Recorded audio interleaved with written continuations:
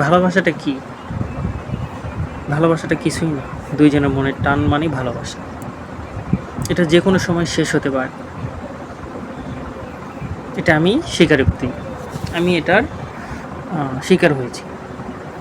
যেরকম আমি যখন প্রথম তাকে পছন্দ করি, বলি যে তোমাকে বিয়ে করব, পর দীর্ঘদিন কথা বলার পর বাড়িতে যখন জানতে পারলো, বললো যে কথাবার্তা বলবো না, এটা সেটা অনেক কথা। তো পরবর্তীতে আবার আমি তার সাথে যোগাযোগ করি, কথা বলি, অনেক কথাই হয়, অনেক কথা দেয় আমাকে যে এটা হবে না, কখনো ছেড়ে যাব না, এটা সেটা হ্যান ত্যান অনেক কিছুই বলে।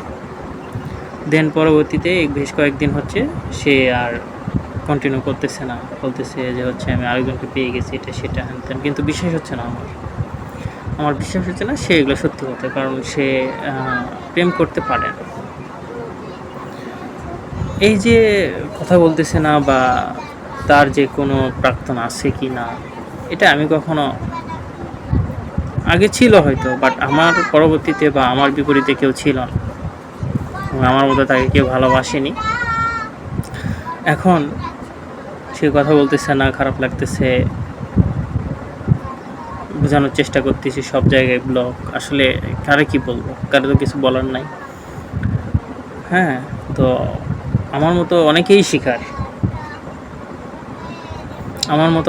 শিকার, যারা কিনা এরকম ঘটনার সম্মুখীন হয়েছে। তাদেরকে একটা কথাই বলবো যে বিশ্বাস রাখেন, যদি আপনার ভালোবাসা সঠিক হয় ফিরে আসবে। নিজে চেষ্টা করেন ভালো কিছু করার, ইনশাল্লাহ ভালো কিছুই হবে। আর যদি ফিরে না আসে, তাহলে আল্লাহ তাআলা আপনাকে এতটাও অবহেলা করে না যে আপনাকে ক্ষতি করবে বা আপনার কোনো মনের ইচ্ছা পূরণ করবে। যা গেছে, আল্লাহ যদি চায় ভালো কিছু দিবে। আপনার তো কোনো ভুল ছিল না, কোনো দোষ ছিল না, তবুও গেছে। এটা আল্লাহ নিয়ে গেছে, এটা মনে করবেন এবং নিজের খেয়াল রাখবেন।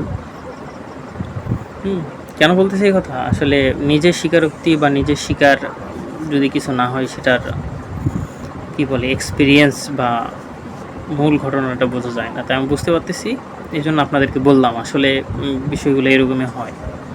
সো সবাই সাবধান থাকবেন এবং আমার মতো যারা হয়েছে তাদেরকে বলবো শক্তি রাখেন, ইনশাল্লাহ ভালো কিছু হবে। আল্লাহ হাফিজ।